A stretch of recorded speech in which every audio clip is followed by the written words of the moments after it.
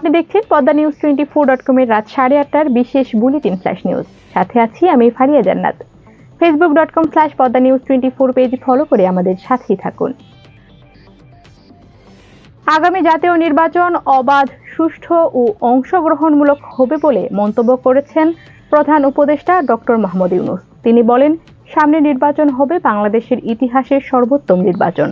এটি দেশের গণতান্ত্রিক যাত্রায় একটি মাইল ফলক হিসাবে বিবেচিত হবে। শনিবার রাষ্ট্রীয় অতিথি ভবন যমুনায় Asian network for free elections এর প্রতিনিধি দল তার সঙ্গে সাক্ষাৎ করতে এলে তিনি এ মন্তব্য করেন।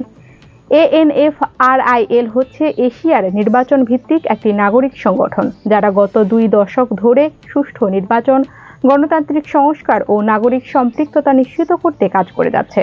সাক্ষাতে ANFRIL স্বাধীন ও নাগরিক চালিত নির্বাচন পর্যবেক্ষণ ব্যবস্থাকে পুনর্গঠনের প্রতিশ্রুতি ব্যক্ত করে।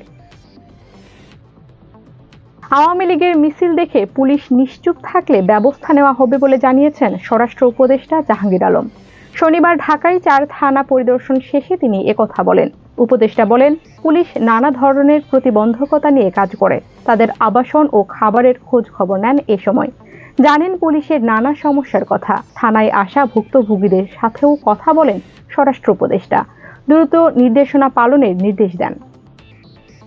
আমেরিকার প্রেসিডেন্ট ডোনাল্ড ট্রাম্প চীনের শি, ভারতের মোদি এসে ধাক্কা দিয়ে কিছু করে যাবে না, যা করার নিজেদের করতে হবে বলে মন্তব্য করেছেন বিএনপি মহাসচিব মির্জা ফখরুল ইসলাম আলমগীর। তিনি বলেন, সবাই ঐক্যবদ্ধ হয়েছে, হতেও হবে। যেভাবে গণ অভ্যুত্থানে সবাই এক হয়েছিল, সেভাবে এক হয়ে কাজ করতে আহ্বান তার। শনিবার আলোচনা সভায় তিনি একথা বলেন। মহাসচিব বলেন, তিনি দৃঢ়ভাবে বিশ্বাস করেন দেশের পরিস্থিতি ও ভবিষ্যৎ ভালো হবে, খুব ভালো হবে। তিনি বলেন, সবাই এখন ভিন্ন দিকে নজর দিচ্ছেন। মার্কিন যুক্তরাষ্ট্র যে ট্যারিফ দিয়েছে তা দেশের জন্য একটু বিপদে পড়ার মতোই। যে সংস্কার করলে রাষ্ট্র কাঠামোর গুণগত আমূল পরিবর্তন সম্ভব হবে, ঐকমত্য কমিশনের কাছে সেই পথ তৈরির আহ্বান জানিয়েছে জাতীয় নাগরিক পার্টি এনসিপি। শনিবার জাতীয় ঐকমত্য কমিশনের সঙ্গে সংলাপের সূচনা বক্তব্যে এই আহ্বান জানান দলটির আহ্বায়ক নাহিদ ইসলাম।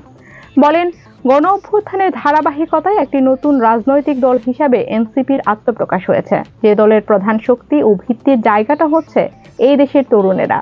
সেই জুলাই গণ অভ্যুত্থানের প্রেক্ষিতে তাদের বক্তব্য ছিল, ফাঁসিবাদের বিলোপ ও নতুন একটি রাজনৈতিক বন্দোবস্ত প্রতিষ্ঠা করতে চাই। তিনি আরো বলেন, এই গণ অভ্যুত্থান কেবল কোনো ব্যক্তির পরিবর্তন নয়, ক্ষমতা থেকে একটি দলকে সরিয়ে আরেকটি দলকে বসানোর পরিকল্পনা ছিল না।